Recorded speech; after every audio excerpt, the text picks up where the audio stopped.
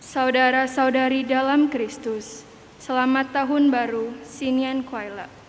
Kita berkumpul bersama di sini bersyukur kepada Tuhan karena kita telah melewati 1 tahun ini, sekaligus juga mempersiapkan diri menyambut tahun yang baru.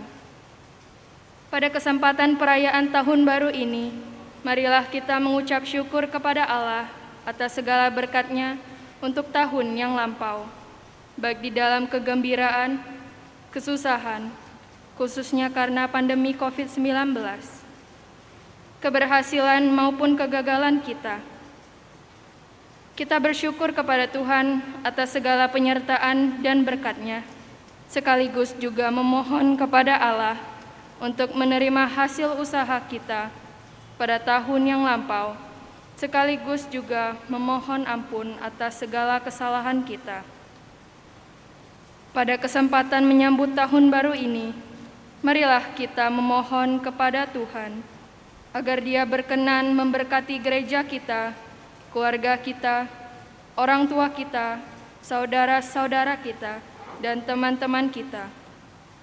Juga memberkati negara dan bangsa kita agar tetap bisa bertahan di tengah pandemi berkepanjangan ini. Rakyat yang sejahtera, musim dan cuaca yang baik, sehingga panen berlimpah. Sekarang mari kita berdiri dengan hati penuh kegembiraan, kita bernyanyi memuji Allah kita.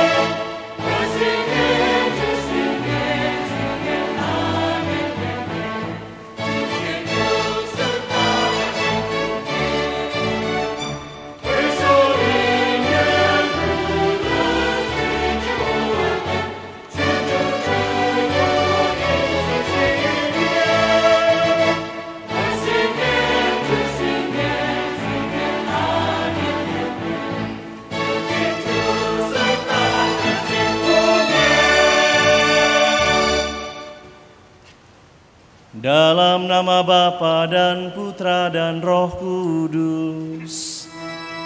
Amin.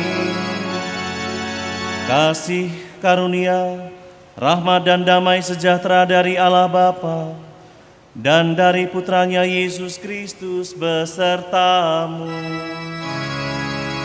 dan sertamu. 早安，你好吗？我很高兴。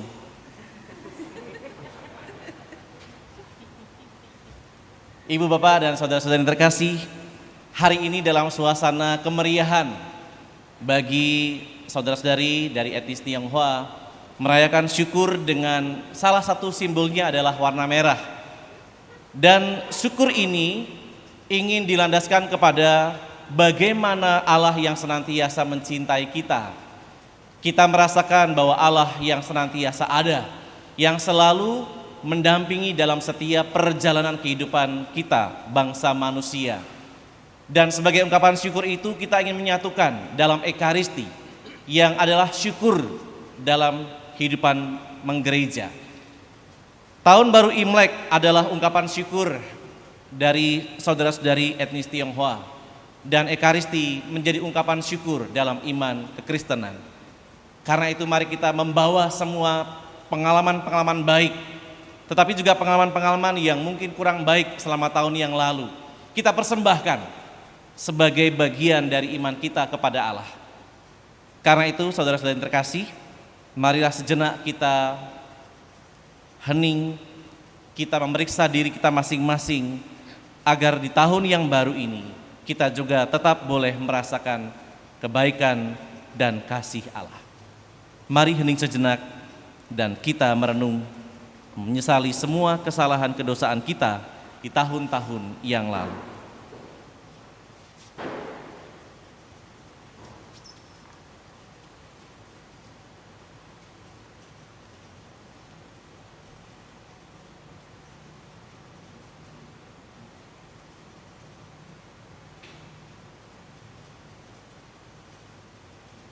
Saya mengaku kepada Allah yang Maha Kuasa dan kepada saudara sekalian bahwa saya telah berdosa dengan pikiran dan perkataan, dengan perbuatan dan kelalaian. Saya berdosa, saya sungguh berdosa. Oleh sebab itu saya mohon kepada Santa Perawan Maria, kepada para malaikat dan orang kudus, dan kepada saudara sekalian, supaya mendoakan saya pada Allah Tuhan kita. Semoga Allah yang Maha Kuasa mengasihani kita, mengampuni dosa kita, dan mengantar kita ke hidup yang kekal. Amin. Tuhan kasihanilah kami. Kristus kasihanilah kami. Tuhan kasihanilah kami. Kemuliaan kepada Allah di surga dan damai di bumi pada orang yang berkenan padanya. Kami memuji Dikau, kami meluhurkan Dikau, kami menyembah Dikau, kami memuliakan Dikau.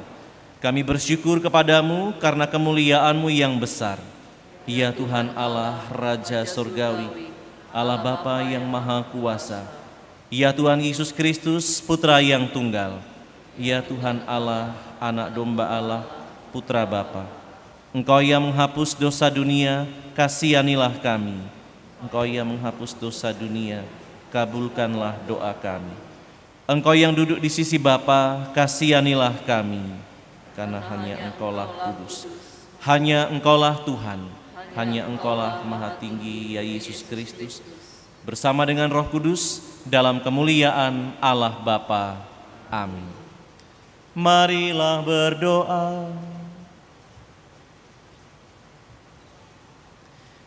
Intensi misa pada perayaan pagi ini, yang pertama mengucap syukur atas kelahiran Bapak Yano Gandhi.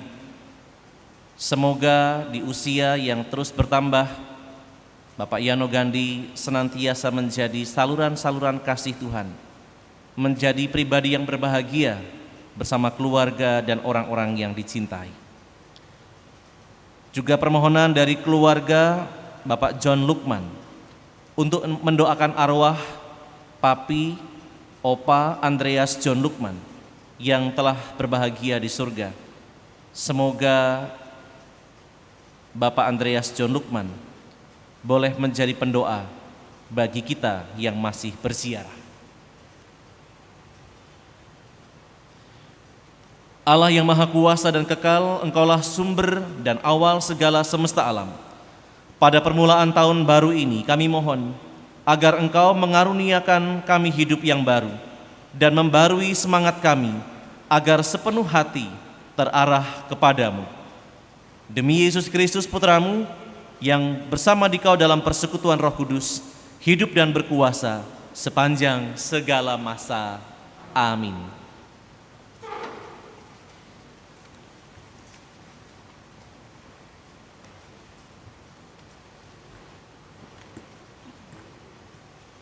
Pembacaan dari Kitab Ulangan. Sekali peristiwa, berkatalah Musa kepada bangsanya, "Hari raya Pondok Daun haruslah kau rayakan 7 hari lamanya. Apabila engkau selesai mengumpulkan hasil tempat pengirakanmu dan tempat pemerasanmu, haruslah engkau bersukaria pada hari rayamu itu. Engkau ini dan anakmu laki-laki, serta anakmu perempuan, hambamu laki-laki, dan hamba-Mu perempuan, dan orang Lewi, orang asing, anak yatim dan janda yang di dalam tempat-Mu. 7 hari lamanya harus Engkau mengadakan perayaan bagi Tuhan, Allah-Mu, di tempat yang akan dipilih Tuhan. Sebab Tuhan Allah-Mu akan memberkati engkau dalam segala hasil tanah-Mu dan dalam segala usaha-Mu, sehingga engkau dapat bersukaria dengan sungguh-sungguh. 3 kali setahun setiap orang laki-laki di antaramu harus menghadap hadirat Tuhan, Allah-Mu, ke tempat yang akan dipilihnya, yakni pada hari raya roti tidak beragi, pada hari raya 7 minggu, dan pada hari raya pondok daun. Janganlah ia menghadap hadirat Tuhan dengan tangan hampa, tetapi masing-masing dengan sekedar persembahan sesuai dengan berkat yang diberikan kepadamu oleh Tuhan Allah-Mu. Demikianlah sabda Tuhan. Syukur kepada Allah.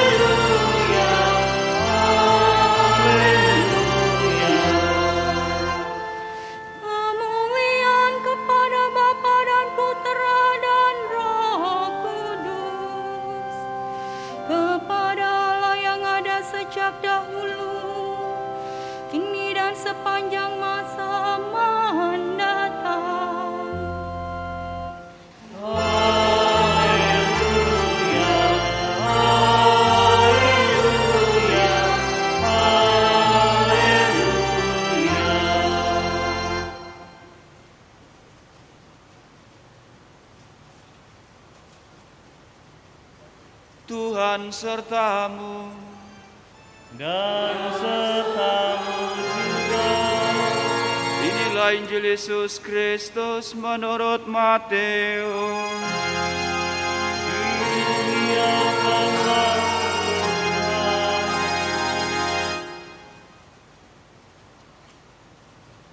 Pada suatu hari, Yesus bersabda kepada para murid-Nya, "Janganlah kamu khawatir dan berkata, apakah yang akan kami makan?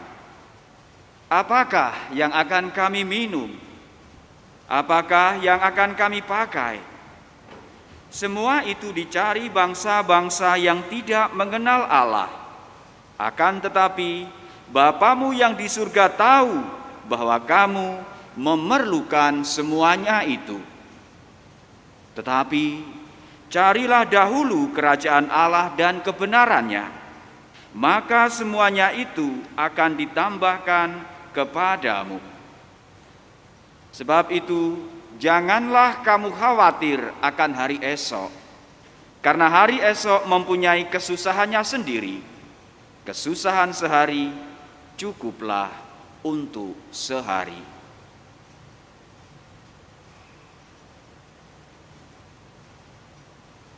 Demikianlah Injil Tuhan. Terpujilah Kristus.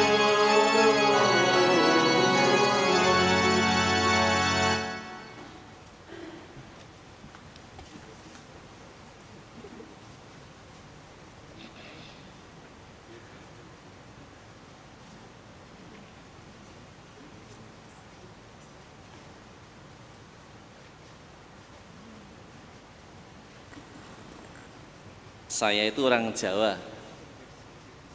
Beberapa kali ditanya sama umat di antara kita di sini, "Orang bisa bahasa Mandarin tuh?" Bisa. Saya pura-pura saja tidak bisa. Contohnya, capcay, puyung hai, kui tiao, hao ce, sen qing ping. Itu semua enak gila, maksudnya itu bukan mau ngata-ngatain ya. Enak gila, hao ce, sen qing ping. Saudara-saudari, khususnya Anda yang dari etnis Tionghoa, saya bersyukur bahwa di tengah budaya Indonesia juga hadir keragaman. Dan salah satu keragaman yang juga sangat kentara atau mencolok adalah budaya Tionghoa. Selain banyak yang kulitnya putih, kalau saya kan gosong sawo ya, sawo gosong. Tetapi juga banyak tradisi-tradisi yang begitu dikembangkan, dan saya bersyukur bahwa saya itu punya tetangga juga orang-orang Tionghoa. Jadi saya tahu tentang bagaimana kehidupan orang Tionghoa. Waktu saya sekolah juga saya ketemu dengan banyak teman-teman yang dari Tionghoa, sehingga saya tahu juga bagaimana harus bersikap. Karena orang Jawa, orang Batak, orang Tionghoa, orang Flores itu beda-beda, tetapi disatukan dengan satu bahasa. Bahasa Palembang, kalau pas di Palembang ya, kalau di Indonesia ya bahasa Indonesia. Nah, kalau saya membaca, karena saya harus mempersiapkan misa ini, maka saya harus membaca apa saja yang menjadi tradisi menarik dalam tahun baru Imlek. Ternyata itu banyak sekali, minimal ada 10. Tapi saya tidak akan mengisahkan semuanya, tetapi ada beberapa hal yang menarik yang mungkin nanti juga menjadi pengetahuan buat saya, tetapi juga pengetahuan buat kita, mungkin yang muda-muda yang mungkin belum tahu. Saya menangnya karena baca aja. Yang pertama itu tradisi yang sepele, tetapi penting untuk dibuat. Yang pertama itu bersih-bersih rumah. Ternyata tradisi ini turun-temurun. Tidak hanya supaya kalau tamu datang itu nyaman, tetapi itu juga bagian dari menjaga kesehatan, menghilangkan bibit penyakit. Itu satu, dan kita sudah tahu kalau rumah nggak dibersihin ya siap-siap sakit gitu aja ya. Ini yang pertama. Lalu tradisi kedua itu menggantungkan gambar-gambar tahun baru. Ya sama kayak misalnya kita orang-orang Katolik, tahun baru tuh nanti di rumah masangin tulisan Happy New Year, atau di mana-mana pasang Happy New Year dan sebagainya. Tradisi Tionghoa sudah lebih dulu juga membuat hal ini. Misalnya ada gambar-gambar Nian Hua. Itu juga dipasang atau ditempel di rumah masing-masing. Intinya tulisan atau sajak pendek itu dianggap membawa berkat dan juga mengusir petaka. Lalu yang ketiga itu menempel puisi musim semi. Nah, kalau ini saya nggak tahu ya bentuknya kayak apa. Mungkin ada sajak yang dalam bahasa Mandarin yang saya nggak bisa baca. Tetapi itu dituliskan di sini menempel puisi musim semi. Mungkin satu saat saya bisa paham. Lalu yang keempat itu menempel guntingan kreasi dari kertas. Guntingan kreasi. Salah satunya adalah yang bertuliskan ini. Nggak kelihatan ya? Ini. Bacanya Fu, benar ya? Fu. Maaf kalau saya salah baca ya, karena kalau ejaan Tionghoa itu sama seperti ejaan Jawa, kalau salah baca dikit aja artinya berbeda ya. Kalau orang Jawa itu contohnya itu tulisannya G E N D E N G. Orang bisa membaca gendeng atau gendeng. Jadi kalau misalnya salah baca ya tentu artinya berbeda ya. Gendeng itu atap gendeng, apa yang genteng itu ya. Tapi kalau gendeng itu sencing ping. Nah itu. Maka tulisan ini juga biasanya ditulis atau ditempelkan di rumah-rumah sebagai tanda mohon berkat juga atau sukacita. Nah, ya gitu sukacita. Maka Fu ini juga menjadi salah satu yang muncul. Saya nggak tahu ini di tulisannya ada Fu nggak ya. Maklum saya nggak bisa baca ya. Kasulannya bagus, tapi saya nggak bisa baca. Tulisannya sampai ke bawah. Nanti mudah-mudahan ada yang bisa membantu membacakan. Lalu yang kelima, ini menyulut petasan dan kembang api. Ya mungkin kalau sekarang kembang api masih dibatasi ya. Kalau zaman dulu kan wah ramai sekali gitu.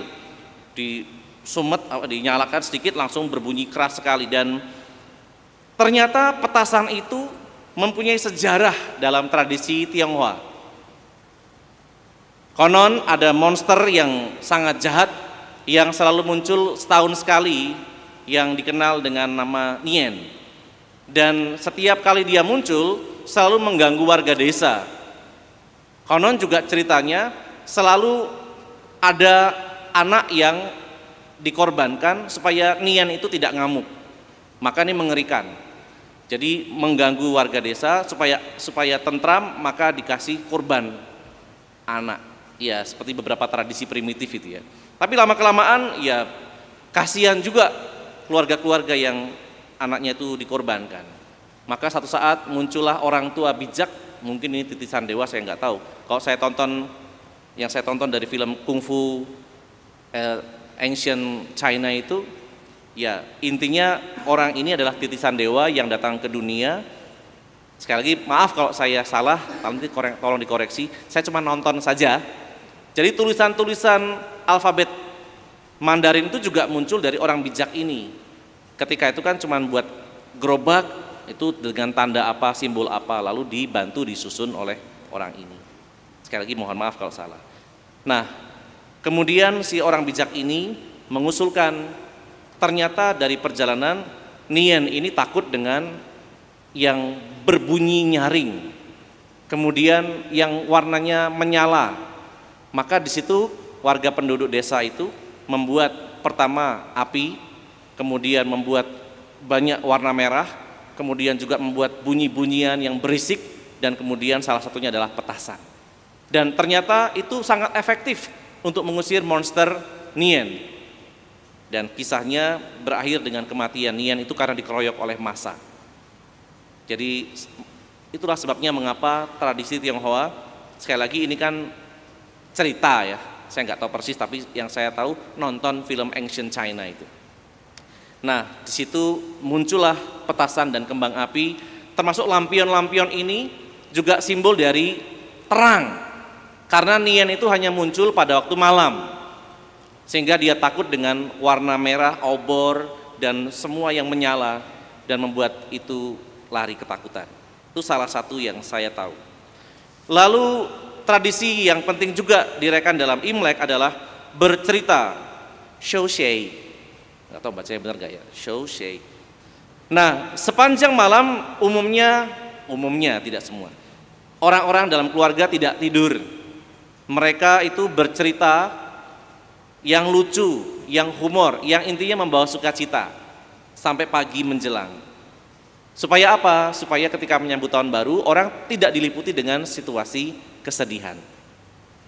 Yang ketujuh, mengucapkan salam tahun baru, Painien.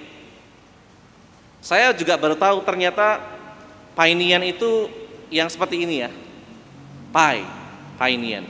Dan ketika saya baca sejarahnya, letak dari tangan itu ternyata saya baru tahu maknanya. Tangan kanan itu simbol perempuan yang harus dikepal. Tangan kiri itu simbol laki-laki yang harus melindungi. Maka ternyata kalau orang Pai seperti ini. Dan ternyata posisi juga berbeda. Kalau misalnya kita memberi Pai kepada yang lebih muda, anak-anak, remaja, dan umurnya lebih tua, maka orang tua itu cukup di bawah dada. Bagi yang setara umurnya, teman-teman dan akrab itu atau saudara, sejajar dada. Dan bagi kepada orang yang lebih tua, yang dihormati, maka orang harus lebih tinggi, sampai ke arah kurang lebih muka. Ternyata ada maknanya masing-masing, meskipun mungkin sebagian dari kita tidak tahu. Saya taunya juga karena baca, supaya saya tidak salah untuk mengerti tradisi yang istimewa ini. Painien untuk yang muda, untuk yang umurnya setara atau teman akrab, saudara, dan untuk yang lebih dihormati di atas. Ternyata ada simbol-simbolnya sehingga orang tidak boleh salah. Ya salah pun nggak apa-apa sebenarnya, tapi kalau tahu ternyata itu jauh lebih baik. Nah ini yang saya sadari, ternyata banyak simbol dari tradisi Tionghoa yang juga menarik. Dan biasanya ketika orang yang muda memberikan painien kepada yang lebih tua, maka biasanya dikasih hongpao. Nah itu tanda apa? Tanda bahwa yang tua itu mensupport kehidupan yang muda supaya mereka terus bisa berjuang. Dan satu saat ketika nanti mereka sudah mulai dewasa, sudah menikah, maka nanti memberikan juga kepada yang lebih muda.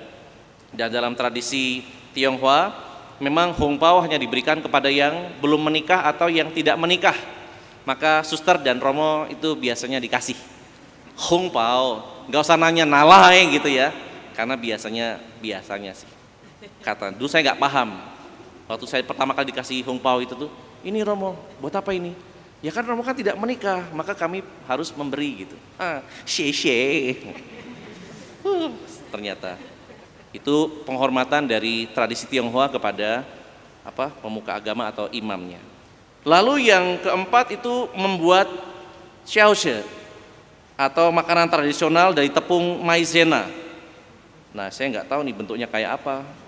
Mungkin saya pernah dikirimi, cuman saya lupa rasanya atau bentuknya. Jadi maaf, ini ada. Itu yang ke-8. Lalu yang ke-9, menari dengan kepala singa yang kita kenal dengan barongsai. Ushiche atau apa ya? Ushiche. Nah, ternyata itu juga menjadi simbol untuk mengusir roh-roh jahat menurut tradisi ini. Ada barongsai dari utara dan ada barongsai dari selatan. Ternyata punya perbedaan juga. Ada yang pakai surai dan tanpa surai. Ternyata itu juga melambangkan perbedaan daerah. Nanti bisa dibaca lebih lanjut. Dan yang terakhir yang saya temukan adalah menari dengan lampu naga. Lampu naga tuh yang kalau tidak salah tuh yang kepalanya naga, lalu di buntutnya tuh dikasih semacam buntut panjang gitu ya, saya nggak tahu sih, terus dimainin gitu, melambai-lambai, kurang lebih. Karena naga dalam tradisi Tionghoa itu sangat dekat dengan kekuasaan, kekaisaran, artinya lambang kewibawaan. Meskipun Orang masih bertanya-tanya apakah benar naga itu ada, tetapi yang jelas itu kan hewan mitos. Meskipun di YouTube kadang-kadang juga muncul, wah ada penampakan naga gitu. Tapi kita sendiri belum pernah tahu persis apakah makhluk yang bernama naga itu memang sungguh ada. Tetapi kita menghormati tradisi tentang hewan-hewan mitos itu. Saudari-saudara yang terkasih, berbicara mengenai tahun baru Imlek, di tahun ini dunia memasuki sio kerbau logam. Ya, kita sebenarnya tidak percaya dengan ramalan ya, tetapi bagi tradisi tertentu ramalan itu menjadi sesuatu harapan, tapi sekaligus ajakan untuk mewaspadai kalau ada sesuatu yang kurang baik. Kalau sedikit mengangkat tentang sio kerbau, apalagi logam ya. Kerbau itu adalah hewan yang kuat. Hewan yang digunakan untuk bekerja keras, kita tahu. Dia setia kepada tuannya. Jarang dia pergi jauh gitu, kecuali nanti kok makanya seperti pepatah, seperti kerbau yang dicocok hidungnya, kemanapun tuannya pergi dia akan ikut.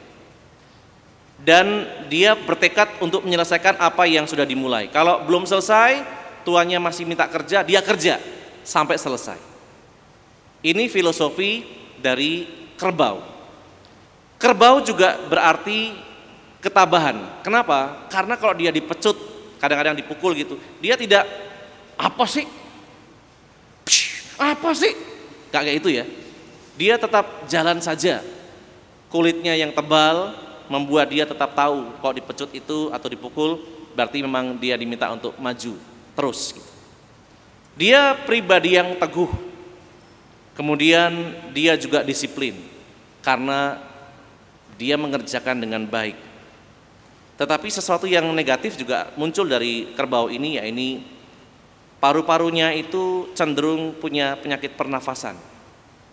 Tapi kita jarang ya dengar kerbau asma.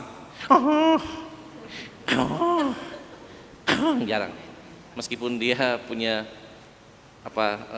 kerentanan dalam pernafasan, tetapi kita jarang mendengar itu. Saudara-saudara terkasih, tahun kerbau logam seharusnya juga menjadi pertanda akan hadirnya sebuah harapan baru. Kalau tahun tikus kemarin seperti yang diramalkan, meskipun sekali lagi kita tidak percaya dengan ramalan 100%, tetapi apa yang terjadi juga mungkin bisa menjadi bahan refleksi.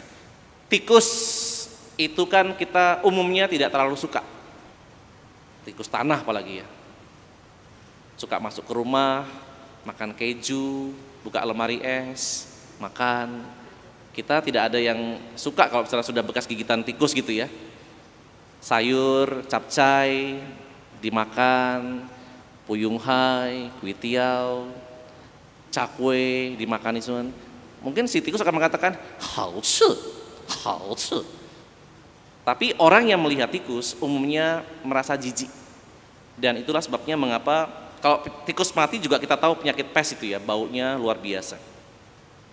Nah, tikus yang sudah dilalui tahun yang lalu itu juga memberikan dampak yang kita sadari bersama-sama, yaitu pandemi.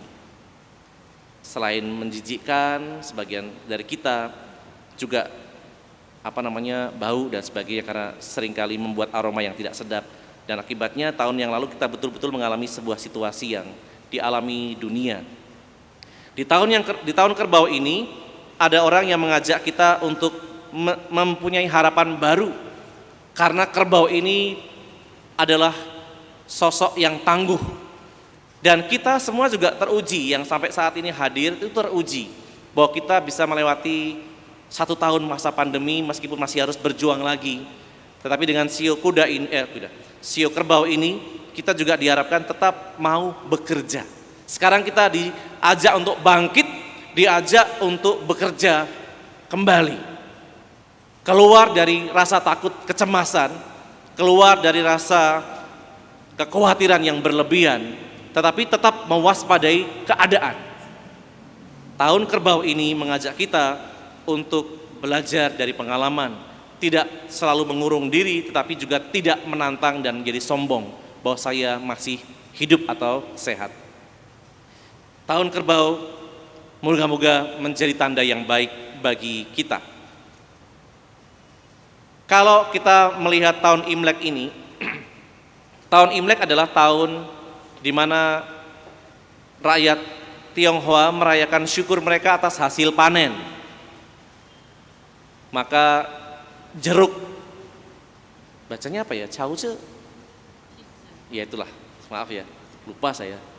Cauce itu muncul sebagai salah satu hasil panen yang sangat baik di daratan Tiongkok sana.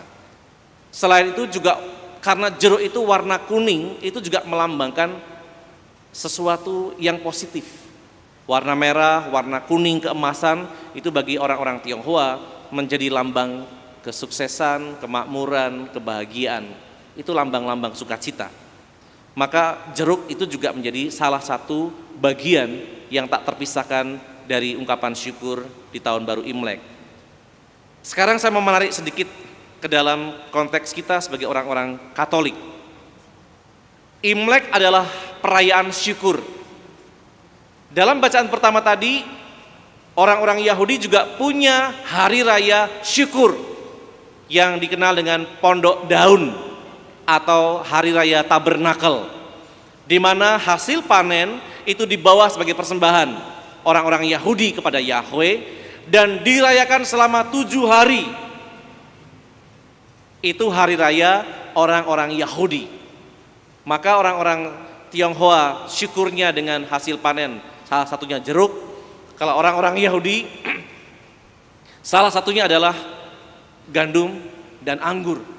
Itulah ungkapan yang mereka bawa sebagai persembahan kepada Yahweh yang memberikan kepada mereka kemakmuran. Jadi ada korelasi atau hubungan antara ungkapan syukur yang dialami oleh orang-orang Tionghoa dan orang-orang Yahudi. Setiap pemberian Tuhan dikembalikan kepada Tuhan sebagai ungkapan syukur. Sebagai orang Katolik, ungkapan syukur kita dalam semua yang Tuhan berikan tidak terbatas pada hasil panen saja, tidak hanya terbatas pada hasil pekerjaan saja, tetapi semua yang Tuhan berikan kita syukuri dengan kita bawa dalam Ekaristi, Eucharistein, perayaan syukur. Jadi Ekaristi adalah ungkapan syukur kita. Maka kalau kita datang ke gereja, kita membawa segala pengalaman kita yang pantas kita syukuri. Maka kita bisa bersyukur dalam hal-hal yang sangat sederhana. Setiap hari kita juga diajak bersyukur. Misalnya kita bangun tidur, kita punya mata yang masih bisa melihat dengan jelas. Kalau kita punya kamera yang bagus di handphone atau kamera digital yang bagus sekalipun, dia harus diatur lensanya supaya nanti mendapat gambar yang baik juga. Mata kita nggak perlu diatur, dia otomatis. Jadi dengan mata yang sehat kita bisa membedakan mana istri dan mana istri tetangga. Kalau seandainya mata ini tidak beres gitu kan, nanti yang diambil adalah istri tetangga. Nanti kalau pas di rumah, lo kok pegangannya beda gitu ya, masakannya beda, oh ternyata istri tetangga, gara-gara matanya tidak beres. Tetapi kita bersyukur karena Tuhan memberikan kepada kita mata yang baik, sehingga kita bisa membedakan mana yang ini, mana yang bukan, mana yang harus. Itu salah satunya karena mata. Tidak perlu mengatur sedetail-detailnya, ini siapa ya, kecuali kalau sudah umur ya, itu lain soal. Atau telinga, kita juga bisa bersyukur. Sekarang semua bisa mendengar suara saya. Bayangkan kalau seandainya kita bangun, kemudian di situ ada handphone iPhone berapa yang terbaru ya? iPhone 13 ya? Saya nggak tahu. 11 atau 13. Pokoknya yang mahal-mahal itulah. Wah, ada handphone baru. Tetapi ternyata telinganya budek. Kalau dia mau telepon orang pun, halo, nggak ada suara, sama aja bohong. Meskipun handphone itu mahal, tapi kalau kondisi tubuh kita tidak sehat, rasanya juga kita tahu mana yang paling mahal. Atau misalnya di sini, orang ingin meratakan giginya dengan behel gitu ya. Behel itu saya lihat beberapa harganya itu saya nggak mau paksa. Artinya saya harganya bisa sampai belasan juta gitu ya, hanya untuk merapikan gigi. Kalau seandainya ada orang yang sakit gigi, kemudian berobat pada dokter gigi gitu ya, harganya bisa mahal banget. Artinya satu gigi kita itu harganya tak terhingga. Tuhan yang kasih, kita nggak bayar. Dan hebatnya Tuhan juga adalah Tuhan tuh memberikan sesuai dengan kebutuhan kita. Bayangkan kalau seandainya gigi kita itu tumbuh terus seperti rambut. Gondrong. Gigi kita gondrong, harus dipotong terus ya, bahaya. Ini saja rambut saya sudah saya cukurkan, nah gitu. Karena setiap saat bisa tumbuh. Tetapi kalau misalnya gigi kita itu tumbuh setiap saat, aduh, berapa banyak gunting yang rusak gara-gara harus mencukur gigi kita gitu. Yang laku mungkin dokter gigi ya, pakai las itu. Kita ngilu. Gitu. Tetapi sekali lagi kita bisa mensyukuri hal-hal yang sederhana, tidak hanya dari apa yang sudah kita kerjakan, tetapi apa yang sudah kita miliki. Saudara-saudari, dalam bacaan Injil tadi juga sangat jelas Tuhan mengatakan, Bapamu yang di surga tahu apa yang kamu perlukan, bahwa kamu memerlukan semua itu. Dalam bacaan itu konteksnya adalah makanan. Bapamu tahu kamu lapar, Bapamu tahu kamu butuh ini, Bapamu tahu. Atau kalau mau saya lebarkan, Bapa juga tahu kalau kita itu pengen mencoba makanan yang baru. Bapa juga tahu bahwa kita butuh uang. Bapa juga tahu bahwa kita itu butuh kesehatan yang prima. Bapa juga tahu bahwa kita tuh pengen traveling lagi, jalan-jalan ke tempat yang jauh gitu. Bapak tahu. Tetapi saat ini kita diajak untuk menyadari bahwa kita tidak boleh menjadi pribadi yang sombong. Dulu kita bisa jalan kemana-mana dengan bebas, tapi saat ini, setahun ini kita harus mendekam di rumah, tidak terlalu jauh. Supaya apa? Kita ingat bahwa kita itu tidak punya kuasa apapun atas hidup kita. Setahun ini Tuhan memberikan pada kita pelajaran, supaya kita sadar, oh saya mempunyai keterbatasan dalam kehidupan. Itulah sebabnya mengapa Tuhan juga mengatakan, carilah dahulu kerajaan surga dan kebenarannya, dan semua nanti akan ditambahkan lagi kepadamu. Nah, kita sekarang diajak untuk masuk dalam permenungan, supaya kita tahu bahwa kita diajak mencari Allah lebih dulu. Dalam ketakutan kita karena masa pandemi ini kan kita banyak berdoa ya, supaya kita dijauhkan dari malapetaka. Kita dijauhkan. Kita juga berdoa tidak hanya di gereja tapi juga dari rumah masing-masing. Maka hal terakhir yang ingin saya katakan adalah bagaimana kita bisa bersyukur. Bersyukur itu dengan cara yang sederhana. Ada dua resepnya. Yang pertama, kalau kita mau bahagia, kalau urusan akhirat, mari kita lihat ke atas, di mana para kudus itu sudah berbahagia. Kita lihat perjuangan-perjuangan mereka. Mereka bertahan dalam situasi yang berat sekalipun. Maka kalau kita ingin bahagia, kita lihat ke atas, supaya kita juga tahu bahwa para kudus pun juga berjuang. Dan kalau kita juga ingin bahagia, kita lihat sesama kita ke bawah, jangan ke atas. Kalau kita ingin bahagia, jangan lihat ke atas tapi lihat ke bawah kalau berhadapan dengan sesama. Maksudnya bagaimana? Kalau sekarang saya diberikan oleh Tuhan mobil, jangan lihat ke atas, wah ada orang yang punya mobil harganya 100 miliar. Jangan, stres kita. Tetapi lihatlah ke bawah, wah saya bersyukur Tuhan saya sudah diberikan mobil, karena ternyata ada orang-orang yang masih pakai motor. Meskipun motor juga bisa lebih mahal daripada mobil ya, Harley contohnya. Tapi jangan lihat Harley-nya, lihat bebeknya, gitu. Ada orang yang punya motor, Tuhan terima kasih saya masih bisa pergi ke tempat kerja dengan motor ini. Karena di tempat lain saudara saya ada yang hanya pakai sepeda. Meskipun ada sepeda yang lebih mahal daripada harga motor, atau naik sepeda. Tuhan terima kasih saya masih bisa naik sepeda ini karena saya punya tetangga yang juga kalau kemana-mana masih jalan kaki. Yang jalan kaki, Tuhan terima kasih karena tetanggaku tidak bisa jalan karena lumpuh.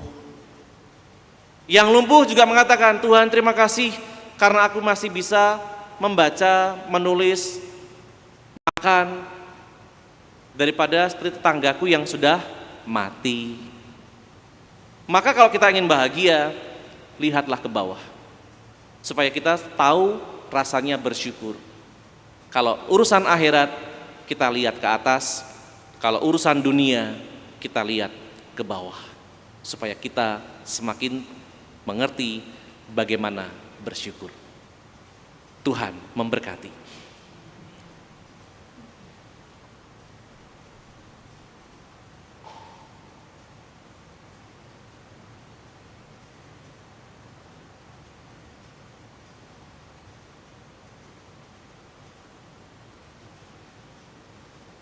Sekarang marilah kita bangkit berdiri, kita perbaharui kembali iman kepercayaan kita kepada Allah. Aku percaya akan Allah, Bapa yang Maha Kuasa, dan akan Yesus Kristus, Putranya yang tunggal Tuhan kita, yang dikandung dari Roh Kudus, dilahirkan oleh perawan Maria, yang menderita sengsara dalam pemerintahan Pontius Pilatus, disalibkan, wafat dan dimakamkan, yang turun ke tempat penantian, pada hari ketiga bangkit dari antara orang mati, yang naik ke surga, duduk di sebelah kanan Allah Bapa yang Maha Kuasa. Dari situ Ia akan datang mengadili orang yang hidup dan yang mati. Aku percaya akan Roh Kudus, Gereja Katolik yang kudus, persekutuan para kudus, pengampunan dosa, kebangkitan badan, kehidupan kekal. Amin. Saudari-saudara terkasih, pada tahun baru ini kita bersama-sama mempersembahkan seluruh perjalanan waktu ini di bawah perlindungan Tuhan. Maka marilah kita berdoa dengan sepenuh hati. Bagi seluruh anggota gereja, semoga Tuhan memberkati seluruh anggota gereja agar senantiasa saling mencintai dan bersatu dalam mewartakan Injil Kristus. Marilah kita mohon. Kabulkanlah doa kami ya Tuhan. Bagi negeri kita, semoga Tuhan memberkati negeri kita agar selalu damai dan sejahtera dan menghaturkan persembahan dengan gembira. Marilah kita mohon. Kabulkanlah doa kami ya Tuhan. Bagi semua orang yang belum mengenal Kristus, semoga Tuhan membuka hati semua orang agar mengenal Kristus, Sang kebenaran, dan berjalan dalam terang dan damai. Marilah kita mohon. Kabulkanlah doa kami ya Tuhan. Bagi kita di sekitar altar ini, semoga anugerah kesuburan dan rejeki, baik yang Tuhan berikan kepada kita, membangun selalu rasa syukur kita untuk terus mengabdinya dengan tulus hati, dan setia menjadi saksi Kristus di dunia ini. Marilah kita mohon. Kabulkanlah doa kami ya Tuhan. Kami juga ingat akan saudara-saudari kami yang berulang tahun, khususnya kami bawa dalam intensi hari ini Bapak Yano Gandhi. Semoga mereka-mereka yang berulang tahun, khususnya saudara kami ini, menjadi saluran rahmat belas kasih-Mu dan juga menjadi tanda kebahagiaan bagi orang-orang di sekitarnya. Marilah kita mohon. Bapa Maha Murah, Engkau mengetahui segala yang kami perlukan. Semoga Engkau berbelas kasihan kepada kami dan mengabulkan doa-doa kami. Ini kami mohon kepadamu dengan pengantaran Kristus Tuhan kami. Amin.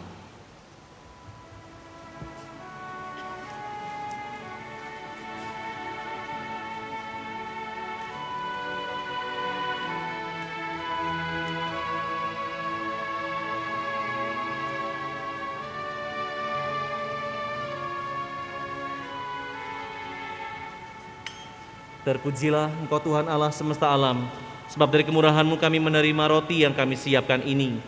Inilah hasil dari bumi dan dari usaha manusia yang bagi kami akan menjadi roti kehidupan. Terpujilah Allah selama-lamanya.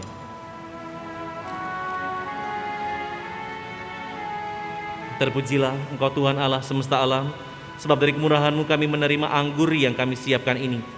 Inilah hasil dari pohon anggur dan dari usaha manusia yang bagi kami akan menjadi minuman rohani. Terpujilah Allah selama-lamanya.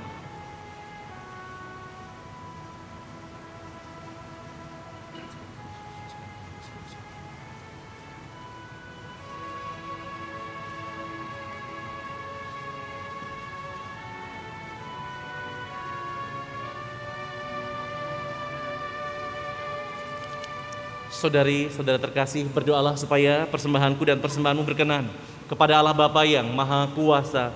Semoga persembahan ini diterima demi kemuliaan Tuhan dan keselamatan kita, serta seluruh umat Allah yang kudus. Bapa yang Maha Kasih, terimalah persembahan kami pada permulaan tahun yang baru ini, dan berkatilah kami agar kami dapat melalui seluruh tahun ini dalam kasih-Mu yang kudus. Ini semua kami mohon kepadamu, dengan pengantaraan Kristus Tuhan kami. Amin. Tuhan sertamu.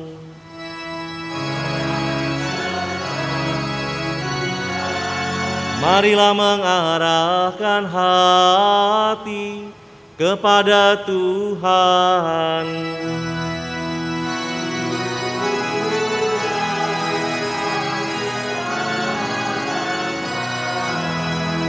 Marilah bersyukur kepada Tuhan Allah kita.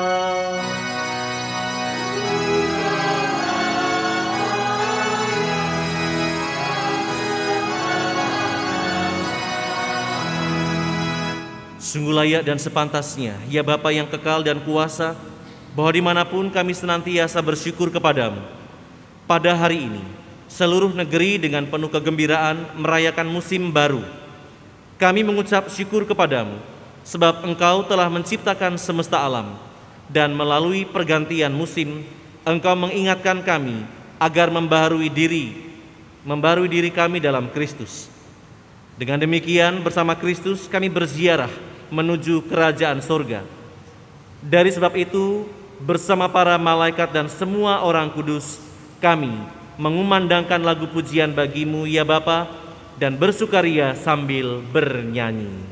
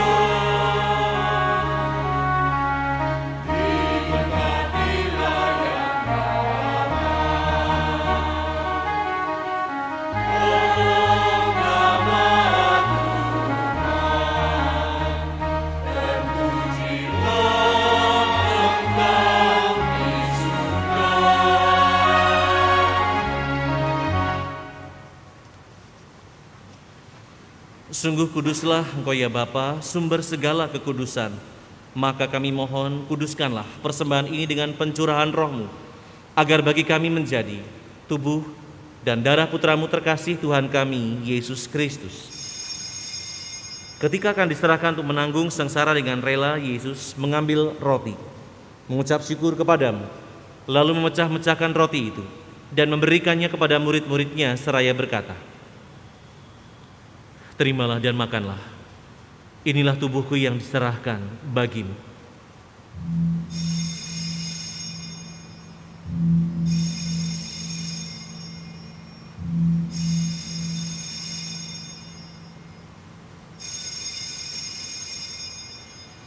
Demikian pula sesudah perjamuan, Yesus mengambil piala. Sekali lagi ia mengucap syukur kepadamu, lalu memberikan piala itu kepada murid-muridnya seraya berkata, "Terimalah dan minumlah.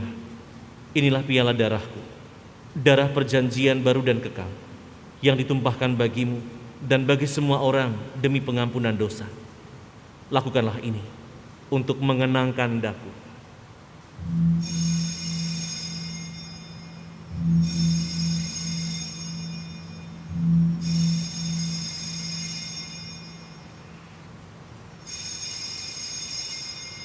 Setiap kali kita makan roti ini dan minum dari piala ini, kita menyatakan iman kita. Wafatmu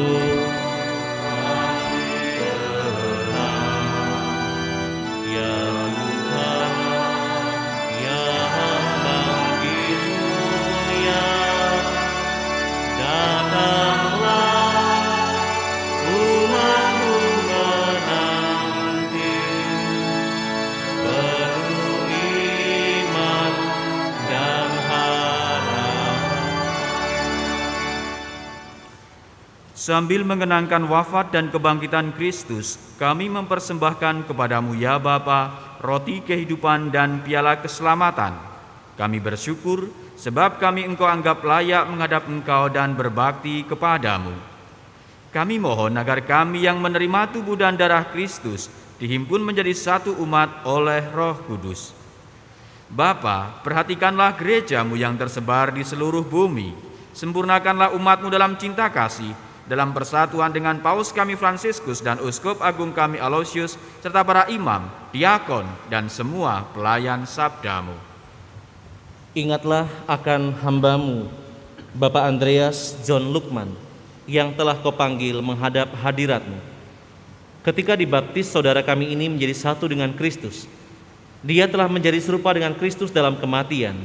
Semoga kini ia pun menjadi serupa dengan Kristus dalam kebangkitan.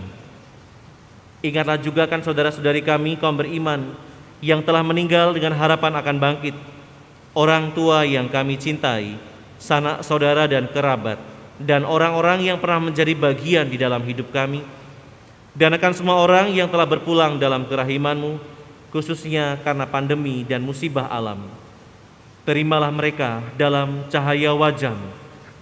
Kasihanilah kami semua, agar kami Engkau terima dalam kebahagiaan abadi, bersama Santa Maria, perawan dan Bunda Allah, dan Santo Yosef suaminya, bersama para rasul dan semua orang kudus dari masa ke masa yang hidupnya berkenan di hati-Mu. Semoga kami pun Kau perkenankan turut serta memuji dan memuliakan Dikau dengan pengantaraan Yesus Kristus Putra-Mu. Dengan pengantaraan Kristus bersama Dia dan dalam Dia, bagi-Mu Allah Bapa yang Maha Kuasa, dalam persekutuan dengan Roh Kudus, segala hormat dan kemuliaan sepanjang segala masa. Amin. Amin.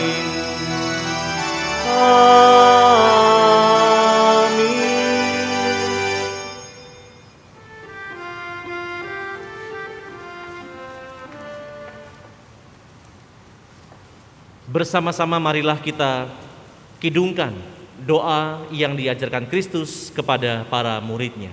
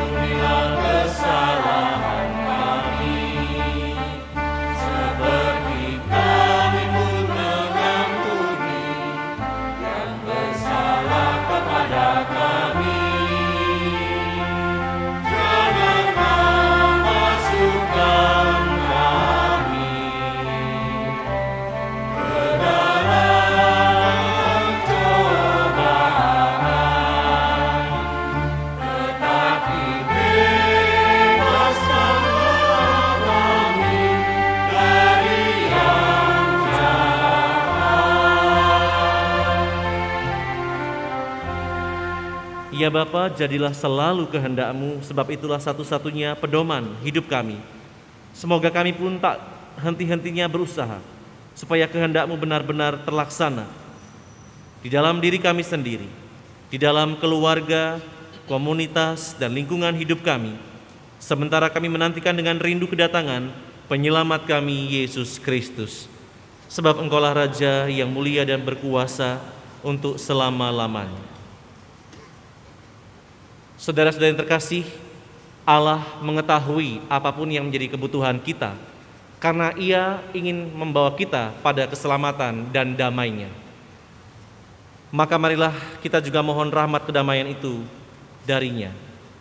Tuhan Yesus Kristus, jangan memperhitungkan dosa kami, tetapi perhatikanlah iman gereja-Mu, dan restuilah kami supaya hidup bersatu dengan rukun, sesuai dengan kehendak-Mu, sebab Engkaulah pengantara kami, kini dan sepanjang masa. Amin. Damai Tuhan bersamamu.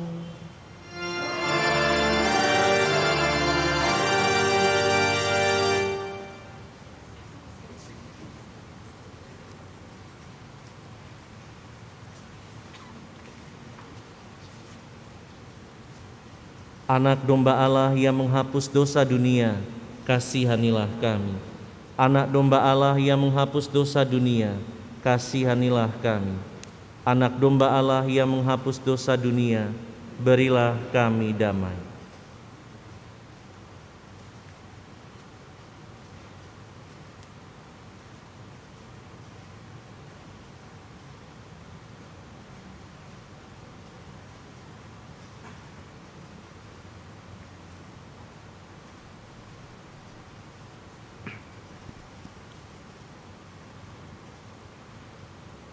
Saudari, saudara yang terkasih, inilah Tuhan kita Yesus Kristus yang memberikan kelimpahan, kemakmuran, dan keselamatan bagi kita. Maka berbahagialah kita yang pagi ini diundang ke perjamuannya. Ya Tuhan, saya tidak pantas Tuhan datang kepada saya, tetapi bersabdalah saja, maka saya akan sembuh.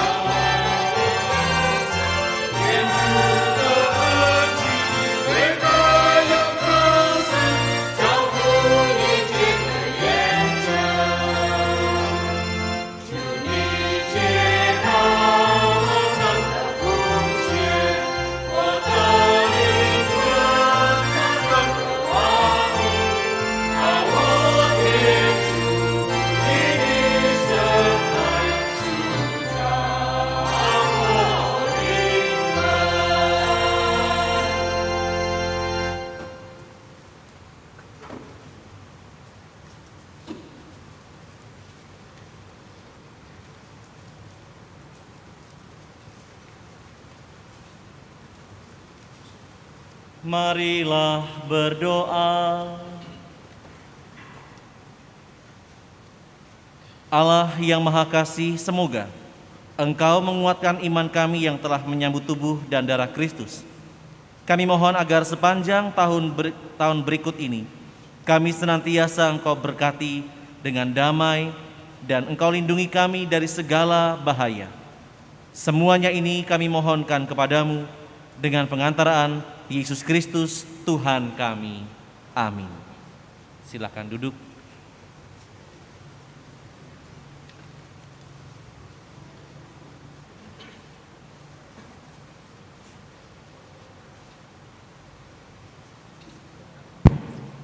Cek cek. Kungsi. Selamat tahun baru. Terima kasih untuk Romo Paroki, untuk Romo Elis, dan kepada Dewan Paroki juga, Ketua DPP, dan seluruh Dewan yang memberikan kami kesempatan kembali untuk merayakan Misa Imlek pada tahun ini. Meskipun tahun ini beda dengan tahun sebelumnya, kita merayakan dalam keterbatasan, tapi kita selalu bersyukur bahwa Tuhan memberikan kesempatan kembali pada tahun ini. Tahun kerbau logam yang kata Romo, tahun kerja keras. Semoga dengan tahun kerbau logam ini, semua pandemi bisa selesai, semua bisa berbahagia kembali, bisa berkumpul kembali, dan berkat Tuhan selalu menyertai kita. Akhirnya, kami juga berterima kasih kepada seluruh panitia yang walaupun dadakan tapi sudah bekerja maksimal, bersedia mendekor, yang lumayan meriah dan saya rasa sangat meriah dengan sebagian orang aja yang ikut, dan tim multimedia yang sudah berkenan membantu kita juga, para donatur seluruhnya untuk jeruk, untuk angpau, kita selalu bersyukur selalu. Inilah persembahan kami untuk seluruh umat. Akhirnya, Sinen Kuala Kungsi Pacoy.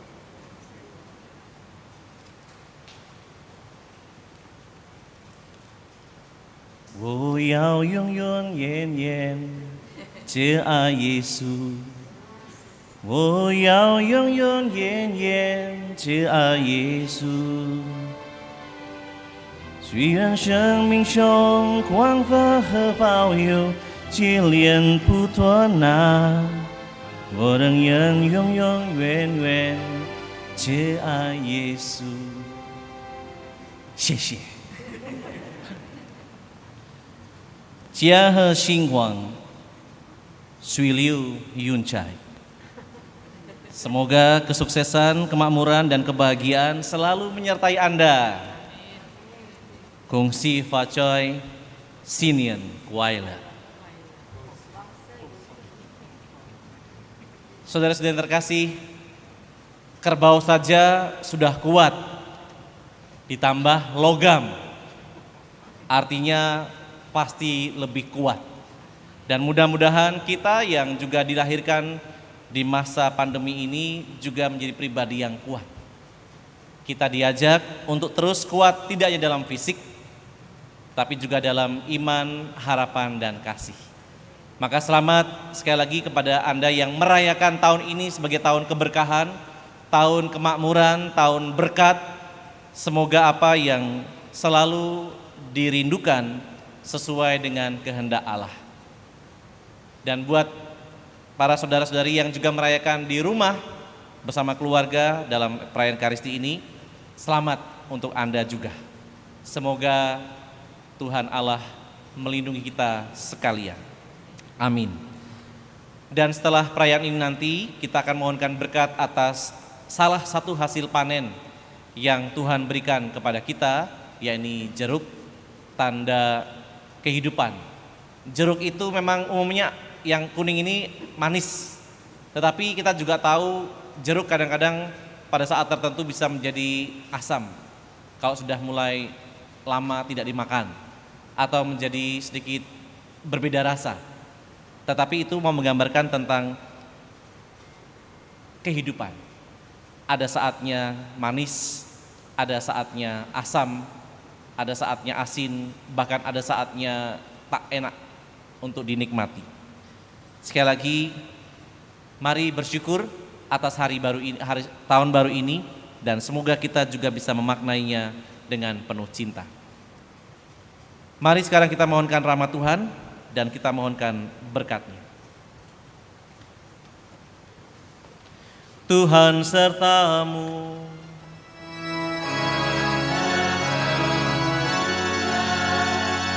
Semoga Allah sumber berkat menganugerahkan rahmat dan berkat-Nya kepada saudara, melindungi saudara, sehat sejahtera sepanjang tahun yang baru ini. Amin. Semoga Allah memelihara iman saudara agar tetap teguh, harapan saudara agar tetap kokoh, cinta kasih saudara agar tetap teguh sampai selamanya.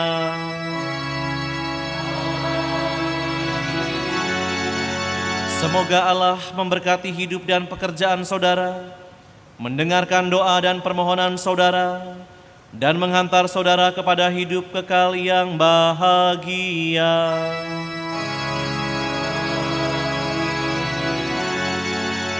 Semoga Allah yang Maha Kuasa memberkati saudara sekalian, Bapa dan Putra dan Roh Kudus.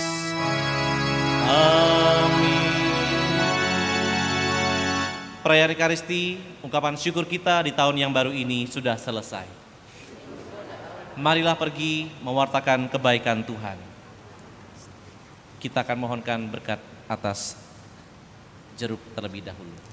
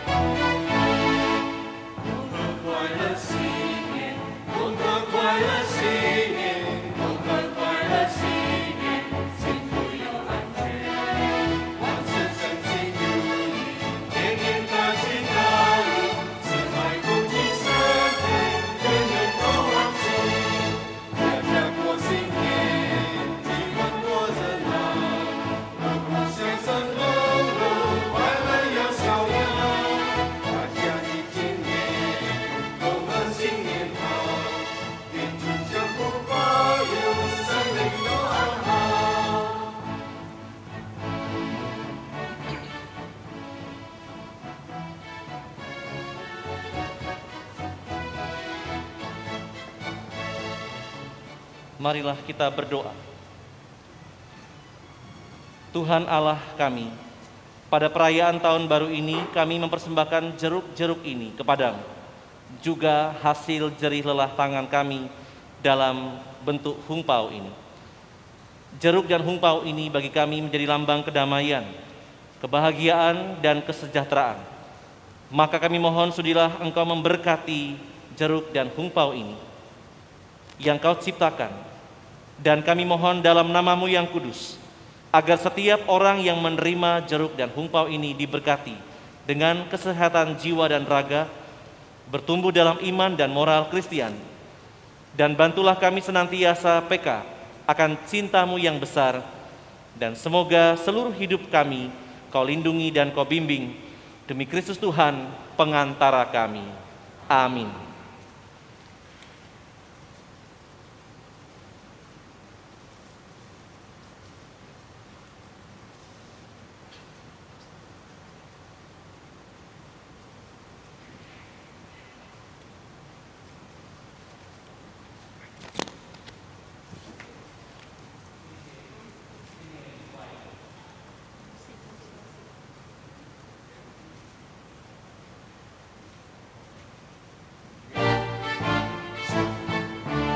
Cek. Ibu bapak sekalian, silakan nanti maju semua untuk menerima jeruk. Jadi seperti kita menyambut komuni saja, silakan maju nanti dari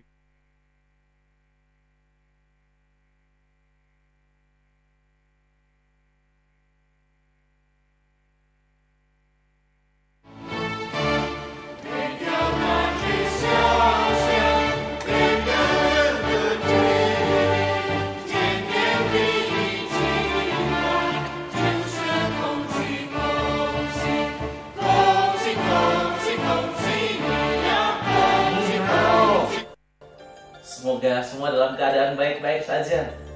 Buat Anda yang merayakan tahun baru Imlek di tahun 2021 ini, selamat merayakannya. Semoga di tahun baru ini Anda dan keluarga mengalami kebaikan yang berlimpah, diberikan rezeki yang cukup, diberikan rahmat kesehatan. Terlebih dalam masa pandemi ini, semoga dengan filosofi kerbau logam, kita juga dapat tahan banting. Sosok binatang yang kuat, pekerja keras.